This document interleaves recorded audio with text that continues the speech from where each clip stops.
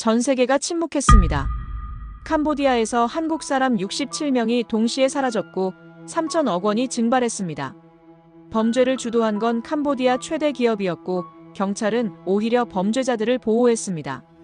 완벽한 범죄 시스템이었죠. 미국도 유럽도 아무도 나서지 않았습니다. 그런데 한 나라가 움직였습니다. 런던 금융가에서 20년 넘게 국제금융범죄를 추적해온 영국인 분석가 마이클 스톤은 그 나라의 이름을 들었을 때 솔직히 의아했습니다. 과연 저 나라가 이 거대한 범죄 제국을 무너뜨릴 수 있을까? 강대국도 아닌데 말입니다. 그런데 결과는 그의 모든 예상을 뒤엎었습니다. 단 석 달 만에 캄보디아 금융 시스템이 무너졌고 미국과 영국이 뒤따라 움직였으며 국제사회 전체가 한 나라의 원칙 앞에서 고개를 숙였습니다. 캄보디아 총리는 결국 국제기자회견에서 항복을 선언했습니다. 도대체 무슨 일이 벌어진 걸까요? 어떻게 한 나라의 단호함이 국제 외교의 판도를 완전히 바꿔놓은 걸까요? 마이클이 목격한 그 놀라운 이야기를 지금부터 공개합니다. 살려주세요. 제발. 녹음 파일이 재생됐습니다. 한국인 남성의 목소리였죠. 배경에선 둔탁한 구타 소리가 들렸습니다.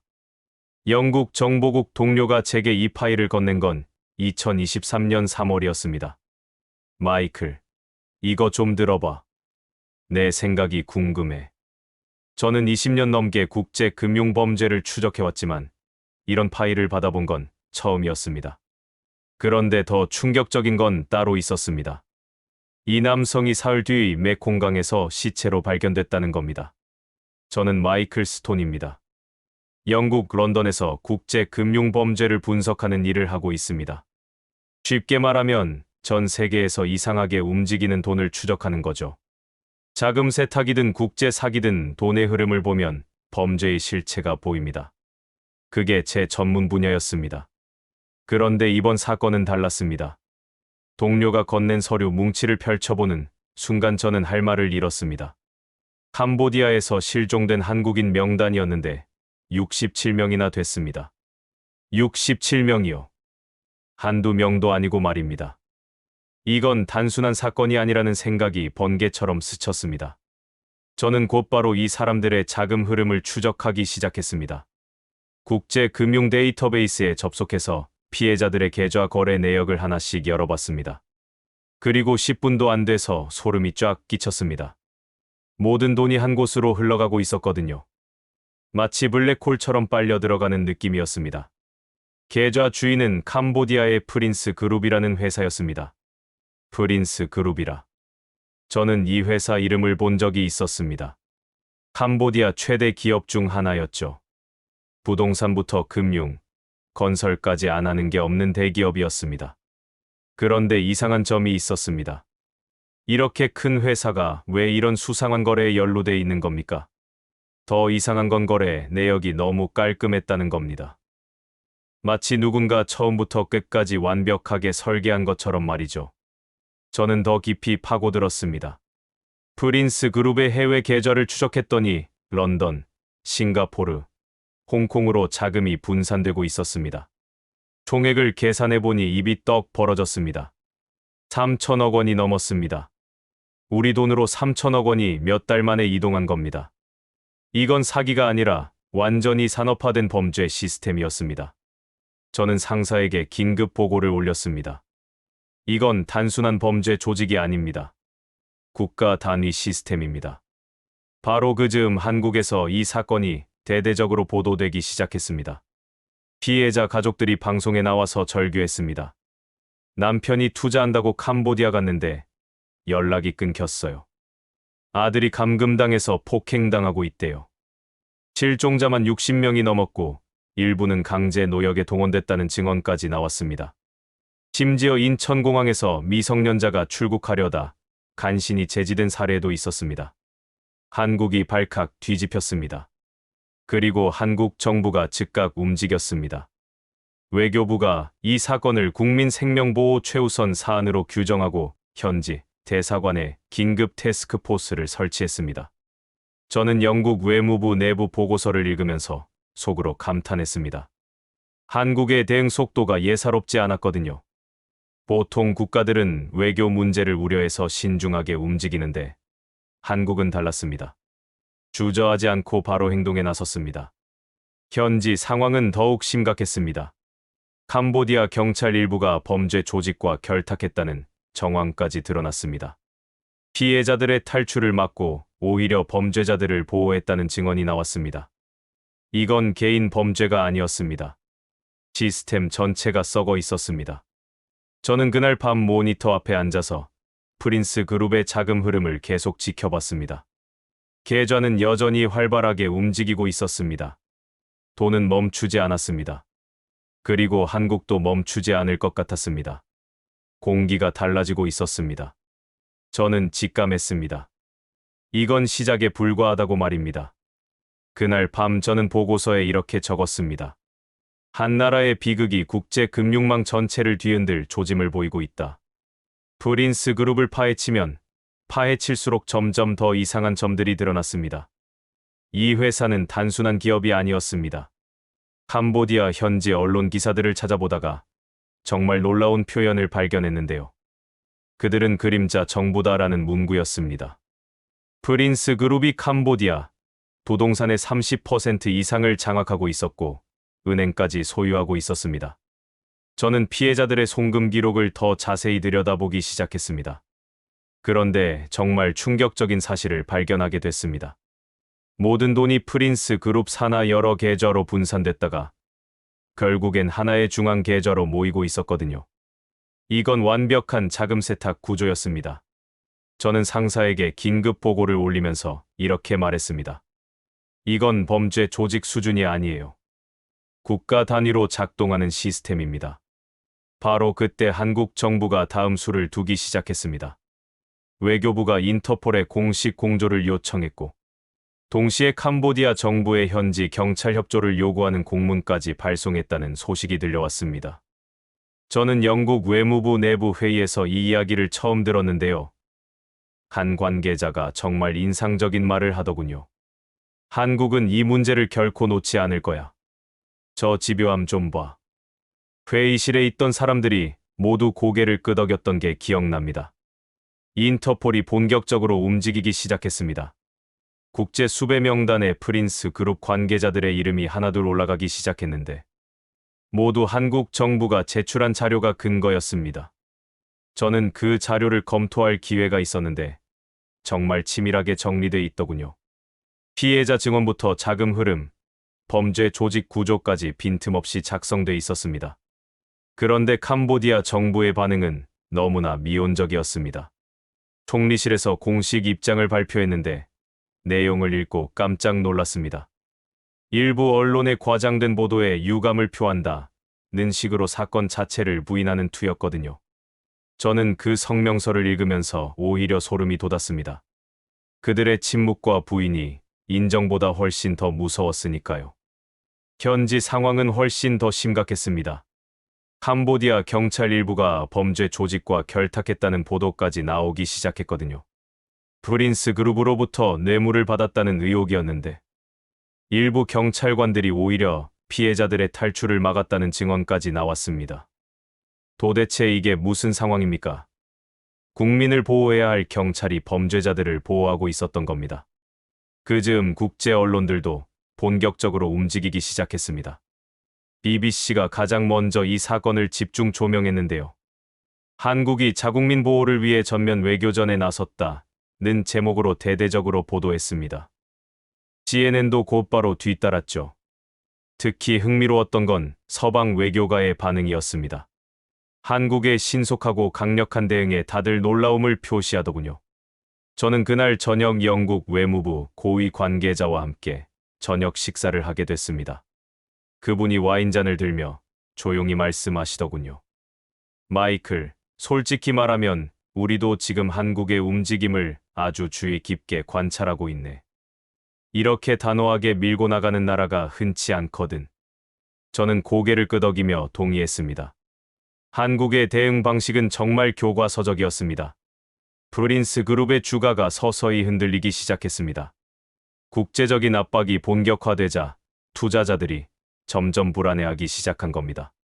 캄보디아 증시에서 프린스 그룹 계열사들의 주가가 일주일 만에 무려 15%나 떨어졌습니다.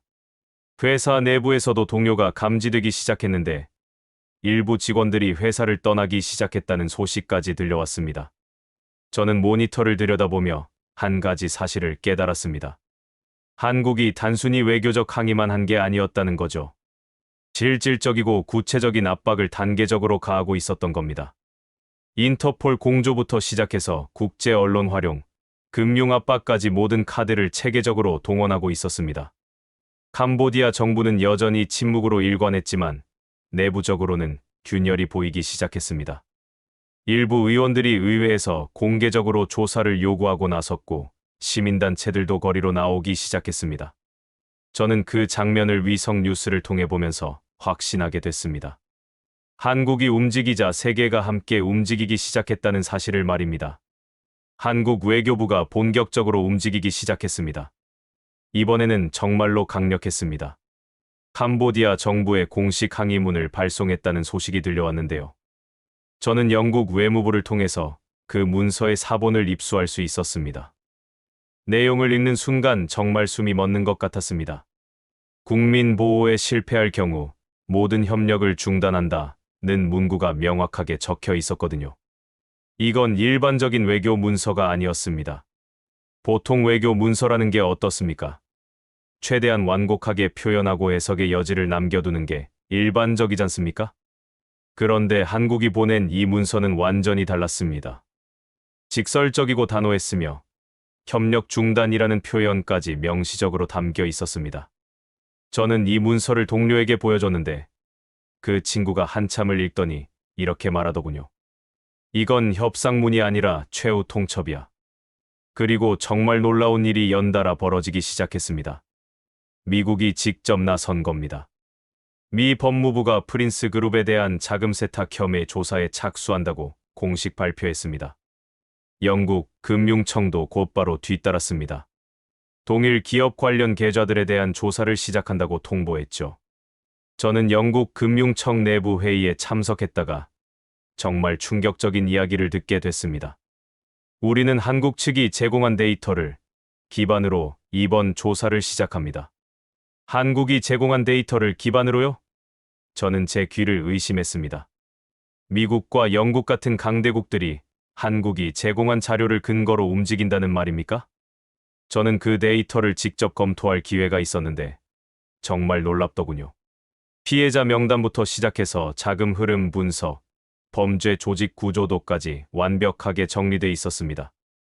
20년 넘게 이 일을 해왔지만 이런 경우는 처음이었습니다. 프린스 그룹의 본격적인 위기가 닥치기 시작했습니다. 미국과 영국이 조사에 나서자 국제금융권 전체가 얼어붙기 시작했거든요. 프린스 은행 해외 지점들의 거래가 하나둘 중단됐고 가장 치명적이었던 건 달러 결제가 막혔다는 점입니다. 캄보디아 현지에서는 더욱 심각한 상황이 전개되기 시작했습니다. 시민들이 프린스 은행 지점 앞에 줄을 서기 시작한 겁니다. 저는 위성 뉴스 채널을 통해 그 광경을 생생하게 목격했습니다. 프놈펜 시내 프린스 은행 본점 앞에 수백 명의 사람들이 길게 줄을 서 있었습니다. 새벽부터 줄을 섰다고 했는데 일부는 아예 밤을 새워서 기다렸다고 하더군요. 한 현지 기자가 시민을 인터뷰하는 장면이 방송됐는데 그분이 이렇게 말했습니다. 이 은행 곧 망하는 거 아닙니까? 지금 돈 안 찾으면 다 날아가요. 공포가 빠르게 퍼지고 있었습니다. 캄보디아 금융당국이 황급히 긴급 성명을 발표했습니다. 프린스 은행의 재무 상태는 건전합니다. 모든 예금은 안전하게 보호됩니다. 하지만 아무도 그 말을 믿지 않았습니다. 오히려 이런 성명이 나온 뒤에 더 많은 사람들이 은행으로 몰려들었습니다. 심리라는 게 참 무섭습니다. 한번 무너진 신뢰는 아무리 말로 설명해도 회복되지 않습니다. 외국 자본이 빠져나가기 시작했습니다. 태국 기업들이 철수를 결정했고 싱가포르 투자자들도 발을 뺐습니다. 캄보디아 외환 보유고가 급감했고 환율이 폭등하기 시작했죠. 저는 캄보디아 중앙은행 데이터를 보면서 한숨을 쉬었습니다. 이건 금융 위기의 전조였습니다. 결국 캄보디아 총리가 움직였습니다. 총리실에서 긴급 성명을 발표했습니다. 한국 국민들이 겪은 불행한 사건에 유감을 표명한다. 적극 협조하겠다. 하지만 저는 그 성명서를 읽으면서 냉정하게 판단했습니다. 이건 사과가 아니었습니다. 구조 신호였습니다. 너무 늦었다는 생각도 들었습니다. 이미 금융시장은 패닉 상태였고 외국 자본은 빠져나가고 있었으니까요. 저는 그날 밤 런던 사무실에 홀로 앉아서 캄보디아의 경제 지표들을 계속 들여다봤습니다. 환율, 주가, 외환 보유고 모든 숫자들이 하락 곡선을 그리고 있었습니다. 한국의 단호한 한마디가 한 나라의 경제 전체를 흔들고 있었던 겁니다. 저는 보고서에 이렇게 적었습니다. 한국은 분노하지 않았다. 철저히 계산했다. 그리고 그들의 한 장의 문서가 세계를 움직였다. 상황이 더욱 심각한 방향으로 흘러가기 시작했습니다. 캄보디아 현지 언론에서 폭탄 같은 기사가 터진 겁니다. 경찰 내부 보고서가 유출됐다는 소식이었습니다. 그 보고서에는 경찰 고위 간부들과 프린스 그룹 사이의 거래 내역이 적나라하게 드러나 있었습니다. 뇌물수수 기록부터 시작해서 피해자 탈출을 막은 정황, 심지어 범죄를 묵인한 증거까지 모두 담겨 있었습니다. 금액도 구체적으로 명시돼 있었는데 한 경찰 간부가 받은 뇌물만 해도 10억 원이 넘었습니다. 저는 그 기사를 읽으면서 정말 충격을 받았습니다. 국가의 공권력이 범죄 조직의 도구로 쓰이고 있었던 겁니다. 경찰이 국민을 보호하는 게 아니라 범죄자들을 보호하고 있었다는 사실이 명백하게 드러난 거죠. 저는 보고서를 작성하면서 이렇게 적었습니다. 캄보디아의 시스템 자체가 범죄의 일부가 되어버렸다.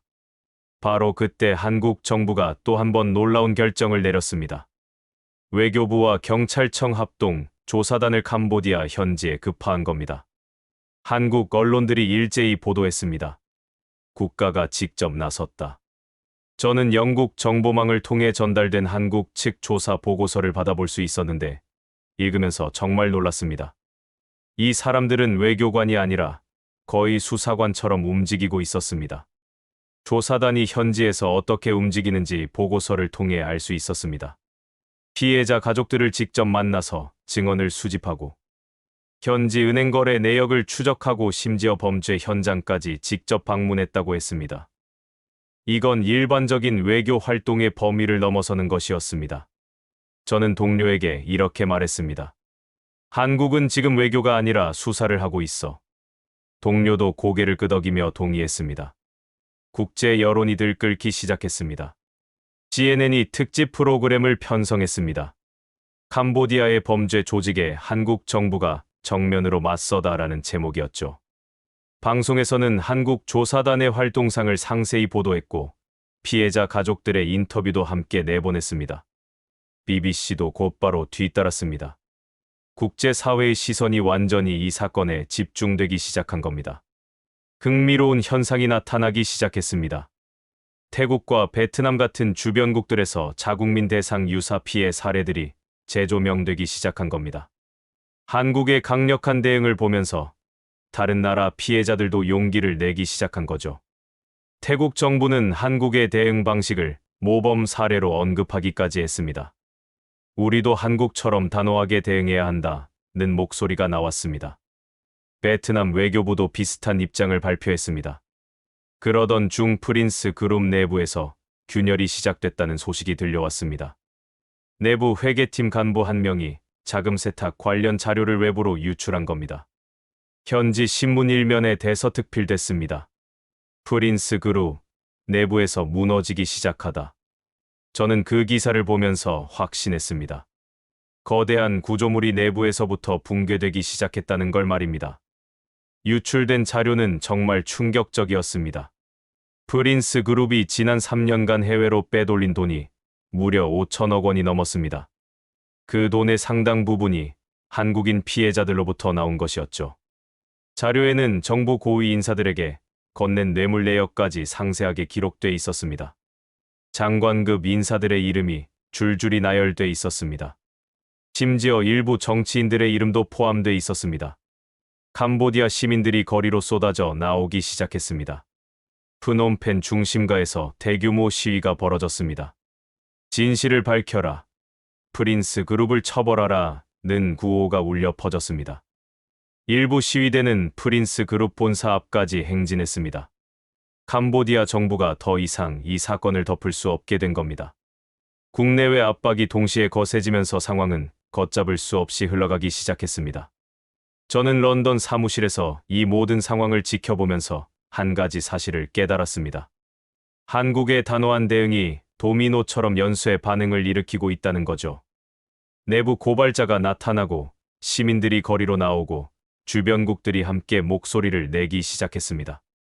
한국 혼자 싸우는 게 아니라 세계가 함께 싸우기 시작한 겁니다. 저는 그날 밤 보고서 마지막 페이지에 이렇게 적었습니다.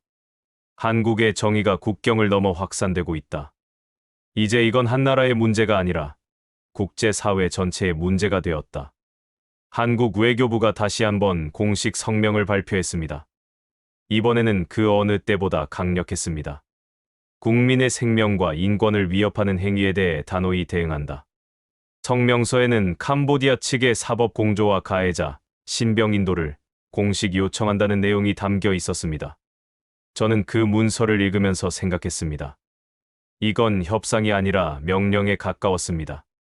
외교 문서라는 게 보통 조심스럽고 우회적인 표현을 쓰지 않습니까?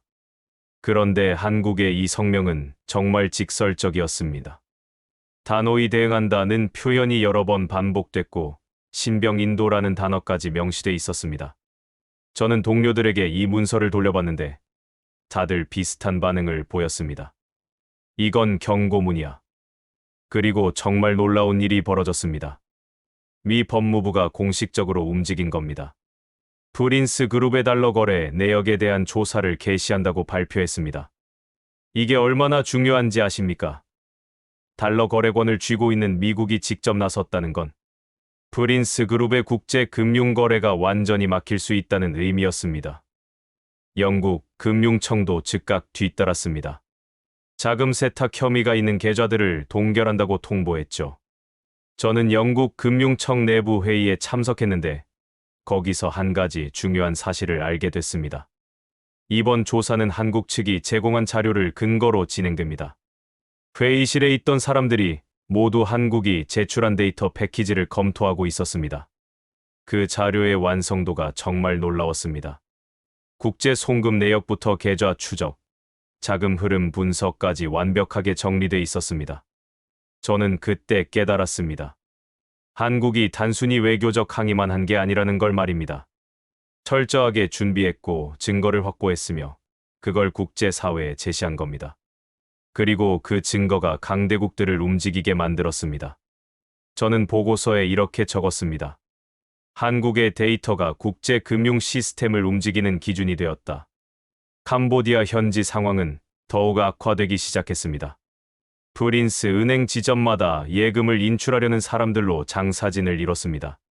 저는 현지 뉴스 영상을 통해 그 광경을 봤는데 정말 심각했습니다. 어떤 지점은 새벽부터 수백 명이 줄을 섰고 일부 지점에서는 현금이 바닥나서 창구를 닫기도 했습니다. 한 현지 주민이 기자에게 인터뷰하는 장면이 인상적이었습니다. 은행을 믿을 수가 없어요. 한국이 저렇게 강하게 나오는데 우리 정부는 뭐하고 있습니까? 지금 돈 안 찾으면 다 날아갈 것 같아요. 공포가 전염병처럼 퍼지고 있었습니다. 이게 바로 금융 패닉의 시작이었습니다. 캄보디아 정부가 상황을 수습하려고 했습니다. 총리가 직접 나서서 국민들을 안심시키려 했습니다. 상황은 완전히 통제되고 있습니다. 프린스 은행은 안전합니다. 하지만 그 발표가 나간 바로 그날 오후에 반대되는 일이 벌어졌습니다. 주요 외국 기업 3곳이 캄보디아에서 철수한다고 발표한 겁니다. 태국의 대형 건설회사, 싱가포르의 투자회사, 그리고 일본의 제조기업까지 줄줄이 철수를 선언했습니다. 이유는 모두 비슷했습니다. 캄보디아의 정치적, 경제적 불안정성 때문에라는 거였죠. 외국 자본이 빠져나가기 시작하자 캄보디아 경제 전체가 흔들리기 시작했습니다. 더 충격적인 소식이 들려왔습니다. 국제 신용평가사들이 움직인 겁니다. 무디스가 가장 먼저 발표했습니다. 캄보디아 국가 신용 등급 하향 검토에 들어간다. 이어서 피치와 S&P도 비슷한 입장을 밝혔습니다. 국가 신용 등급이 떨어진다는 건 어떤 의미입니까? 외국에서 돈을 빌리기 어려워진다는 뜻이고 이자율은 올라간다는 뜻입니다. 저는 런던 사무실에서 캄보디아의 경제 지표들을 실시간으로 모니터링하고 있었습니다. 환율이 폭등하고 주식시장은 폭락하고 외환보유고는 급감하고 있었습니다. 숫자들이 빨갛게 변하는 걸 보면서 저는 한숨을 쉬었습니다. 이건 단순한 금융 위기가 아니었습니다. 국가 시스템 전체가 흔들리고 있었습니다. 저는 그날 밤 영국 외무부 고위 관계자와 통화를 했습니다. 그분이 조용히 말씀하시더군요. 마이클, 이제 캄보디아 정부도 버티기 힘들 거야. 한국이 이렇게까지 밀어붙일 줄은 몰랐어. 저는 고개를 끄덕였습니다. 한국의 압박은 외교적 수사가 아니라 실질적인 경제 제재로 이어지고 있었습니다. 저는 보고서 마지막 부분에 이렇게 적었습니다. 한국은 원칙으로 싸웠고 그 원칙이 한 나라의 경제를 무너뜨리고 있다. 이제 세계는 한국의 외교를 새로운 기준으로 보기 시작했다. 캄보디아 금융 시스템이 본격적으로 무너지기 시작했습니다. 프린스 은행이 결국 공식 발표를 했습니다. 일시적으로 현금 지급을 중단합니다. 이 발표가 나가자마자 캄보디아 전역이 패닉 상태에 빠졌습니다. 저는 런던 사무실에서 현지 뉴스를 보고 있었는데 정말 충격적인 장면들이 펼쳐지고 있었습니다. 프놈펜 시내 주요 지점들이 하나둘 셔터를 내리기 시작했습니다. 은행 앞에는 자신의 돈을 찾지 못한 시민들이 몰려들어 항해 시위를 벌였습니다. 한 중년 여성이 은행 문을 두드리며 울부짖는 장면이 뉴스에 나왔습니다. 이게 내 평생 모은 돈인데 어떻게 하라는 겁니까? 그 목소리에는 절망이 가득했습니다. 저는 그 장면을 보면서 생각했습니다. 신뢰가 무너진 금융 시스템이 얼마나 무서운지를 말입니다. 돈이 사라진 게 아닙니다. 신뢰가 사라진 겁니다. 사람들이 은행을 믿지 못하게 되는 순간 모든 게 무너집니다. 저는 보고서에 이렇게 적었습니다. 신뢰의 붕괴는 숫자로 측정할 수 없다. 하지만 그 파괴력은 어떤 폭탄보다 강하다. 상황은 더욱 악화됐습니다. 외국 자본이 캄보디아에서 대거 빠져나가기 시작한 겁니다. 태국의 주요 기업들이 잇따라 철수를 발표했고 싱가포르 투자자들도 투자금을 회수하기 시작했습니다. 한 싱가포르 투자 회사 대표가 인터뷰에서 이렇게 말했습니다. 캄보디아의 시스템을 더 이상 신뢰할 수 없습니다. 우리 투자자들을 보호해야 합니다. 캄보디아 중앙은행의 외환보유고가 급격히 줄어들기 시작했습니다. 저는 내일 아침 캄보디아 경제 지표를 확인했는데 숫자들이 정말 참담했습니다. 외환보유고가 한 달 만에 30%나 감소했고 환율은 연일 최고치를 경신하고 있었습니다. 캄보디아 화폐 가치가 폭락하면서 수입 물가가 치솟기 시작했습니다. 현지 슈퍼마켓에서 물가 폭등으로 인한 혼란이 벌어지고 있다는 소식도 들려왔습니다. 기본 생필품 가격이 2배 가까이 뛰었고 일부 상점에서는 물건을 사재기하는 사람들로 북적였습니다. 한 현지 주민이 인터뷰에서 말했습니다. 어제 2,000리엘이던 쌀이 오늘은 3,500리엘입니다. 이러다 우리 가족은 어떻게 살아야 합니까? 바로 그때 한국이 결정타를 날렸습니다. 외교부가 공식 입장을 발표한 겁니다. 사법협조가 제대로 이뤄지지 않을 경우 공적개발원조 재검토를 검토한다. ODA 중단 카드를 꺼낸 겁니다. 이건 정말 강력한 한방이었습니다. 한국은 캄보디아의 주요 원조국 중 하나였습니다. 지난 10년간 한국이 캄보디아에 지원한 금액이 얼마인지 아십니까? 수천억 원에 달했습니다. 도로를 건설하고 병원을 짓고 학교를 세우는데 한국 돈이 들어갔습니다. 그 자금줄이 끊길 수도 있다는 신호가 나간 겁니다. 캄보디아 현지 분위기가 급격히 변하기 시작했습니다. 현지 언론들이 일제히 긴급 특집을 내보냈습니다. 한국 원조 중단되면 우리 경제 큰일 난다. 시민들 사이에서도 정부를 비판하는 목소리가 커졌습니다. 왜 한국과 싸우는 거냐? 우리가 잘못했으면 사과하고 협력해야 하는 거 아니냐? 거리에서 시위가 벌어지기 시작했습니다. 프놈펜 시내 광장에 수천 명의 시민들이 모였습니다. 정부는 진실을 밝혀라. 한국에 사과하라는 피켓이 나왔습니다. 이건 정말 이례적인 일이었습니다. 캄보디아에서 정부를 공개적으로 비판하는 시위가 이렇게 대규모로 벌어진 건 오랜만이었거든요. 캄보디아 의회에서도 긴급회의가 소집됐습니다. 야당 의원들이 정부를 강하게 압박했습니다. 이 사태를 어떻게 수습할 것인가? 국민들이 은행에서 돈도 못 찾고 있고 외국 자본은 빠져나가고 있지 않은가? 여당 의원들도 더 이상 정부를 두둔하기 어려운 상황이었습니다. 결국 캄보디아 총리가 움직였습니다. 총리실에서 긴급 기자회견을 소집했습니다. 총리가 카메라 앞에 섰는데 표정이 정말 굳어 있었습니다. 한국 국민 여러분께 진심으로 사과드립니다. 우리 정부는 이 문제를 해결하기 위해 전력을 다할 것입니다. 목소리에는 힘이 없었습니다. 저는 그 기자회견을 생중계로 지켜봤습니다. 그리고 냉정하게 판단했습니다. 이건 사과가 아니라 항복이었습니다. 너무 늦은 항복이었습니다. 이미 금융 시스템은 무너졌고 외국 자본은 빠져나갔고 국민들의 신뢰는 바닥을 쳤습니다. 총리의 사과로 이 모든 게 회복될 리 없었습니다. 저는 그날 밤 보고서를 마무리하면서 이렇게 적었습니다. 한국의 원칙이 한나라를 무릎 꿇렸다. 이건 외교가 아니라 정의의 실현이었다. 국제사회가 본격적으로 움직이기 시작했습니다. 미 법무부가 공식 발표를 했습니다. 프린스 그룹 관련 해외 계좌에 대한 동결 조치를 실행한다. 이건 단순한 조사 수준이 아니었습니다. 실질적인 제재였습니다. 영국 금융청도 같은 날 동일한 조치를 취했습니다. 프린스 그룹과 관련된 모든 계좌를 동결한다고 공식 통보했죠. 저는 영국 금융청 회의실에 앉아 있었습니다. 고위 관계자가 브리핑을 하는데 정말 인상적인 말을 하더군요. 이번 조치는 한국이 제공한 증거를 바탕으로 합니다. 그들의 자료가 없었다면 우리도 이렇게 빠르게 움직일 수 없었을 겁니다. 회의실에 있던 사람들이 모두 고개를 끄덕였습니다.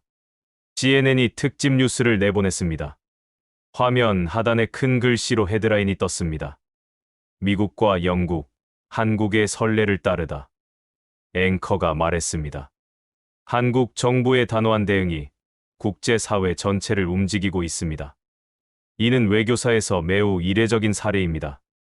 BBC도 비슷한 내용으로 보도했습니다. 저는 그 뉴스를 보면서 정말 놀라웠습니다. 제가 20년 넘게 이 분야에서 일했지만 이런 경우는 처음이었습니다. 보통은 미국이나 영국이 먼저 움직이면 다른 나라들이 따라가는 구조였거든요. 그런데 이번에는 완전히 반대였습니다. 한국이 선두에 섰고 강대국들이 뒤따르고 있었습니다. 국제 언론들이 새로운 용어를 만들어내기 시작했습니다. 한국식 외교 압박이라는 표현이 등장한 겁니다. 뉴욕타임스가 사설을 실었습니다. 한국은 외교적 수사가 아니라 실질적 행동으로 정의를 실현하고 있다. 파이낸셜 타임스도 비슷한 논조의 기사를 냈습니다. 한국의 대응 방식이 국제 외교의 새로운 기준이 될 수 있다. 더 흥미로운 건 아시아 주변국들의 반응이었습니다. 태국 외교부가 공식 성명을 발표했습니다. 우리는 한국 정부의 단호한 대응을 지지합니다. 국민 보호는 모든 국가의 최우선 과제입니다. 베트남도 비슷한 입장을 밝혔습니다. 한국의 원칙적 대응은 아시아 외교의 모범이 될 것입니다. 저는 영국 외무부 고위 관계자와 점심 식사를 하게 됐습니다. 그분이 조용히 말씀하시더군요. 마이클, 솔직히 말하면 우리도 놀랐네. 아시아 외교의 중심이 조용히 이동하고 있어. 한국이 이제 단순한 중견국이 아니야. 저는 그 말에 깊이 공감했습니다. 캄보디아 현지 상황은 더욱 악화되고 있었습니다. 금융 시스템의 혼란은 이제 일상생활 전반으로 퍼져나갔습니다. 환율 폭등으로 수입품 가격이 치솟았고 일부 지역에서는 생필품 부족 현상까지 나타났습니다. 저는 현지 뉴스를 통해 슈퍼마켓 앞에 긴 줄을 선 시민들의 모습을 봤습니다. 캄보디아 정부는 완전히 수세에 몰렸습니다. 의회에서 야당이 정부를 강하게 공격했습니다. 한국과의 관계를 왜 이 지경까지 만들어느냐? 국민들이 고통받고 있지 않은가? 여당 의원들조차 정부를 비판하기 시작했습니다. 정부 내부에서도 균열이 보이기 시작했다는 소문이 돌았습니다. 한국은 여전히 단호했습니다. 외교부 대변인이 정례 브리핑에서 말했습니다. 우리는 원칙을 지킬 것입니다. 국민 보호라는 원칙 말입니다. 그 말에는 어떤 타협의 여지도 없었습니다. 저는 그 브리핑 영상을 보면서 생각했습니다. 한국은 분노로 시작했지만 원칙으로 끝내고 있다고 말입니다. 저는 그날 저녁 사무실에 혼자 남아서 지난 몇 달간의 상황을 정리했습니다. 캄보디아에서 시작된 작은 사건이 국제 금융 시스템 전체를 흔들었습니다. 한국이라는 나라가 세계의 새로운 기준을 제시했습니다. 강대국들이 그 기준을 따르기 시작했습니다. 저는 보고서에 한 문장을 적었습니다. 나는 오랫동안 국제 시스템이 힘의 논리로 움직인다고 믿었습니다. 하지만 이번에는 달랐습니다. 정의가 힘을 움직였습니다. 그리고 덧붙였습니다. 한국은 세계에 증명했습니다. 원칙이 때로는 힘보다 강하다는 것을 말입니다. 캄보디아 총리가 결국 백기를 들었습니다. 국제 기자회견장의 모습을 드러낸 총리의 얼굴은 지쳐 보였습니다. 그가 준비된 원고를 읽기 시작했는데 목소리에는 힘이 없었습니다. 한국 국민 여러분께 진심으로 사과드립니다. 우리 정부는 피해자 보호와 재발 방지를 위해 모든 협력을 아끼지 않겠습니다. 저는 런던 사무실에서 그 생중계를 지켜보면서 조용히 중얼거렸습니다. 이건 사과가 아니라 항복 선언이었습니다. 기자회견이 끝나고 얼마 지나지 않아 한국 외교부에서 공식 입장이 나왔습니다. 납치와 사기 피해를 당한 한국인 전원을 즉시 송환하라는 요구와 함께 향후 재발 방지를 위한 구체적인 계획서를 제출하라는 내용이었습니다. 단순한 요구가 아니라 사실상 한국이 주도하는 관리 체계를 만들겠다는 의미였습니다. 며칠 뒤 정말 놀라운 소식이 들려왔습니다. 캄보디아에 억류됐던 한국인 피해자들이 전원 귀국했다는 것입니다. 인천공항에 도착한 피해자들을 맞이하는 장면이 뉴스로 나왔는데 일부는 태극기를 들고 있었고 일부는 눈물을 흘리고 있었습니다. 한 피해자가 기자에게 말했습니다. 정부가 우리를 끝까지 포기하지 않았습니다. 정말 감사합니다. 국제사회의 평가가 쏟아지기 시작했습니다. 국제통화기금이 캄보디아 금융위기에 대한 보고서를 발표했는데 이번 위기의 근본 원인은 구조적 부패와 법치 시스템의 부재였다는 분석이었습니다. 한국의 대응을 비판하지 않고 오히려 캄보디아의 시스템 문제를 지적한 겁니다. 월스트리트 저널이 특집 기사를 실었습니다. 한국의 외교 방식은 신흥국 대응의 새로운 모델이다 라는 제목이었습니다. 파이낸셜 타임스도 비슷한 논조의 기사를 냈는데 코리안 프로토콜이라는 표현까지 등장했습니다. 영국 의회에서도 이 사건이 논의됐습니다. 저는 의회 청문회에 참고인으로 출석해서 증언할 기회가 있었습니다. 한 의원이 질문했습니다. 한국의 대응 방식에서 우리가 배울 점이 있다고 보십니까? 저는 솔직하게 대답했습니다. 한국은 원칙을 지켰고 그 원칙이 결과를 만들어냈습니다. 우리도 배워야 할 부분이 분명히 있습니다. 더욱 흥미로운 건 동남아시아 지역 전체에 미친 영향이었습니다. 태국 정부가 자국 내 유사 범죄에 대한 단속을 강화한다고 발표했습니다. 베트남은 외국인 대상 사기 범죄에 대한 처벌을 강화하는 법안을 통과시켰습니다. 한국의 단호한 대응이 영내 전체의 기준을 바꾸기 시작한 겁니다. 저는 마지막 보고서를 작성하기 위해 사무실에 앉았습니다. 지난 몇 달간의 모든 자료를 앞에 펼쳐놓고 천천히 정리하기 시작했습니다. 캄보디아에서 시작된 작은 사건이 국제 금융 시스템을 흔들었고 한 나라의 정부를 무릎 꿇렸으며 아시아 외교 지형 전체를 변화시켰습니다. 저는 보고서 마지막 페이지에 이렇게 적었습니다. 저는 20년 넘게 국제 금융 범죄를 추적하면서 강대국의 논리로 세상이 움직인다고 믿어왔습니다. 하지만 이번 사건은 달랐습니다. 한국은 힘이 아니라 원칙으로 싸웠고 그 원칙이 세계를 움직였습니다. 대한민국은 더 이상 주변의 나라가 아닙니다. 이제 정의를 설계하는 나라입니다. 보고서를 마무리하고 저는 창밖을 바라봤습니다. 런던의 밤하늘이 보였습니다. 세계가 배워야 할 새로운 모델이 탄생했다고 저는 조용히 생각했습니다. 그 이름은 대한민국이었습니다.